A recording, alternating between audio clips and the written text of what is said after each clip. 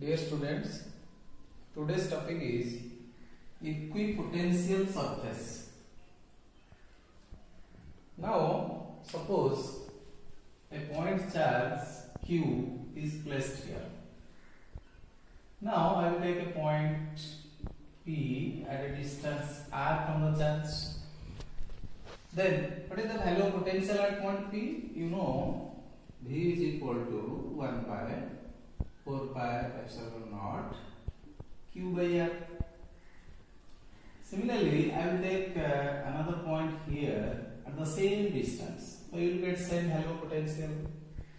Similarly, I will take another point here at the same distance. You will get the same value of potential. This side, I will take another point at the same distance. You will get the same value of potential.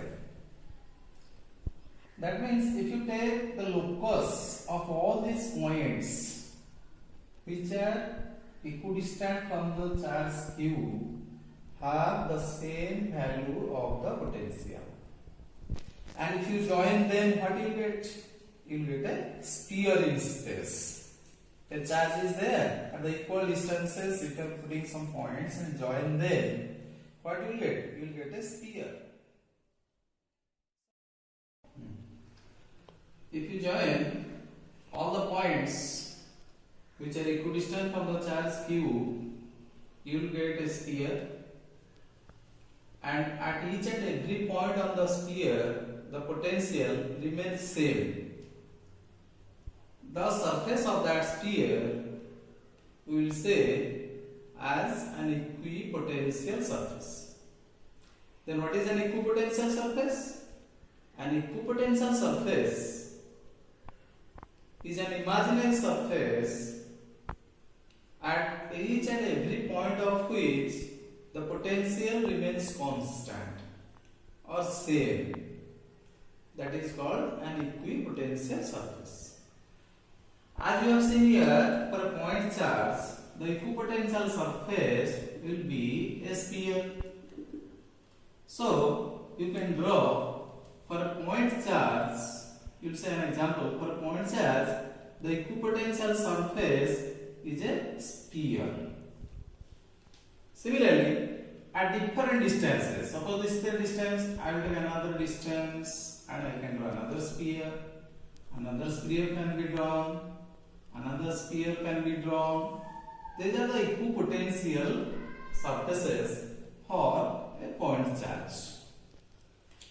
Now, suppose this is an equipotential surface, and if it is a point charge, what are the field lines? So if you draw the field lines, you know the field lines are directed away from the charge, and these lines are perpendicular to the surface at any point. That means the electric field lines are always perpendicular to an equipotential surface. Suppose this is the field line, so this will be the equipotential surface. That means the electric field lines or electric field will always perpendicular to an equipotential surface. Let us see what are the properties of an equipotential surface. First one,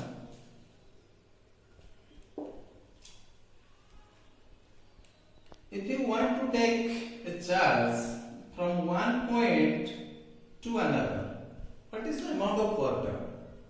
By definition, for an equipotential surface, the potential remains same at each and every point. Suppose this is point A and this is point B. You know the potential at point A is same as that of potential at point B. So what is the amount of work done? So you know from definition of potential difference, the work done W is equal to Q VA minus VB. If I are taking a charge Q from A to B and potential at A is VA, potential at B is VB, then work done is Q VA minus VB. As VA is equal to VB, so work done equal to 0. That means no work is done to move a charge from one point to another on an equipotential surface. Then another property already we have discussed here that electric field is always perpendicular to an equipotential surface. Why electric field is always perpendicular to an equipotential surface? If it is not perpendicular, what will happen? Suppose there is a component. Suppose the electric field is not perpendicular to an equipotential surface. If the electric field is not perpendicular, there is a component parallel to the surface. If there is a component parallel to the surface, then there will be different values of potential, and some work is to be done to take charge from point A to point B. That means, but no work is done to take a charge from one point to another on an equipotential surface. So it is going against the definition of equipotential surface. So the electric field is always normal to an equipotential surface. This is the second property. Then third one, two equipotential surfaces never intersect each other. It is similar to, two electric field lines can never intersect each other. Similarly, two equipotential surfaces can never cross each other or intersect each other. If they cross each other or intersect each other, then what will happen? You will get two values of electric potential at the point of intersection, which is not possible. At a particular point, you cannot get two values of electric potential. So, two equipotential surfaces never intersect each other. Now I will tell you the another important property of equipotential surface.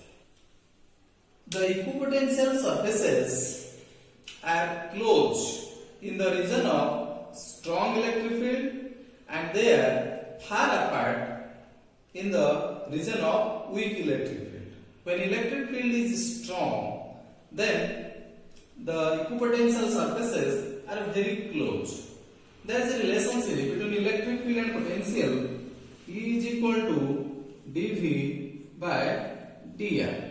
So dV is equal to E dr. That means for the same potential difference, if electric field is small or weak, the dr should be more. The distance between the two surfaces should be more. That means if the field is weak, that means field E is small, the dr should be large. So when the field is weak, for weak electric field, the separation of the equipotential surfaces is more. What I have shown here in the point charge nearest to this, the fields are very close. As you are going away, the separation going on increasing, because at the nearby point field is strong. As you are going away, the field is weak. That means as the strength of the field is decreasing, separation between the equipotential surfaces are increasing. Now let us see what are the shapes of the equipotential surfaces in different type of charge distribution. Now already I have discussed, for a point charge, the equipotential surfaces are the concentric spheres, because at different distances you can draw spheres which are at equal potentials.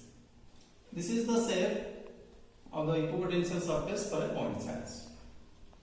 Suppose there is a uniform electric field. Let it is directed along x-axis. Then what are the shapes of the equipotential surfaces? As this is the uniform electric field which is directed along positive x direction, you can draw a surface here, a plane here, where the potential remains same. And you know the direction of electric field. The electric field is directed in the direction from higher potential to lower potential. So here, as it is the uniform electric field, you can draw a surface, a perpendicular plane to the direction of electric field, because electric field lines are always perpendicular to the equipotential equipotential surface. So this is a plane where at each and every point the potential remains same. I can draw another plane where potential remains same. Here, as it is the uniform electric field, the separation between each surface remains same.